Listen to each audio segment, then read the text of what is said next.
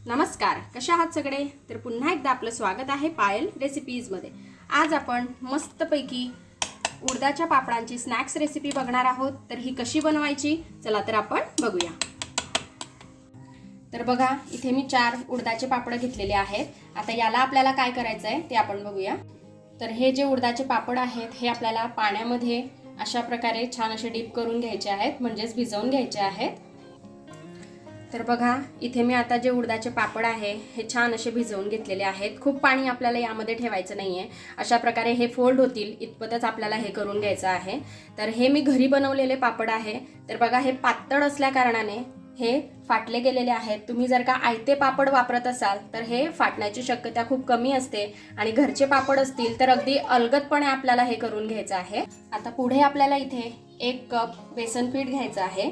यामध्ये अर्धा चमचा हळद पावडर टाकायची आहे, अर्धा चमचा गरम मसाला, थोडंसं हिंग, अर्धा चमचा लाल तिखट जे आहे हे आपण आपल्या आवडीनुसार कमी जास्त करू शकतो। चवीनुसार आपण मीठ टाकून घेऊ। आता मी इथे थोडीशी इटालियन सीझनिंग घेतलेली आहे, 1 चमचा एवढी। ही आपण यामध्ये टाकून घेऊ। ऑप्शनल आहे, तुमच्याकडे असेल तर वापरा, नसेल तर नाही वापरलं तरी चालेल।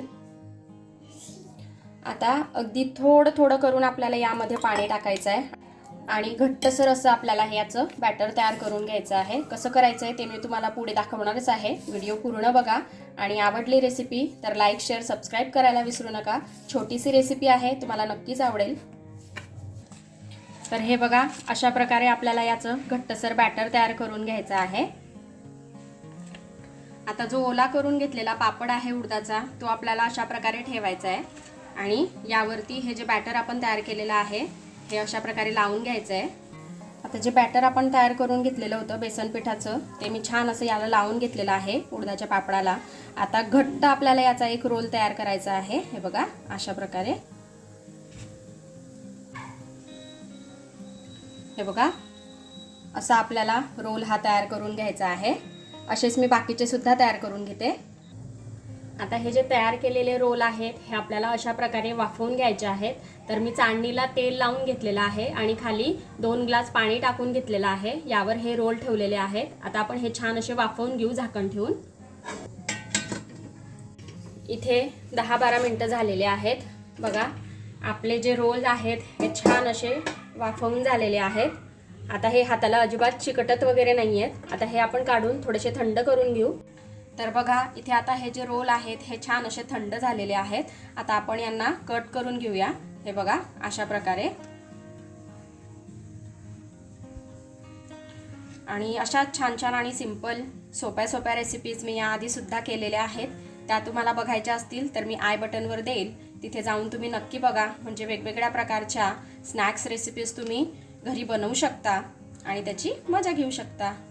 तर बघा, इथे मी आता सर्व जे आपले रोल्स आहेत हे छान असे कट करून घेतलेले आहेत।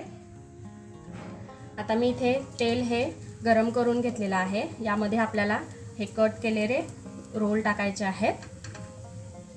तर बघा, इथे आपले जे रोल्स आहेत हे छान असे तळून झालेले आहेत। यांना मस्त असा कलर आलेला आहे। आता आपण काढून घेऊ आणि बाकीचे सुद्धा अशाच प्रकारे तळून घेऊ।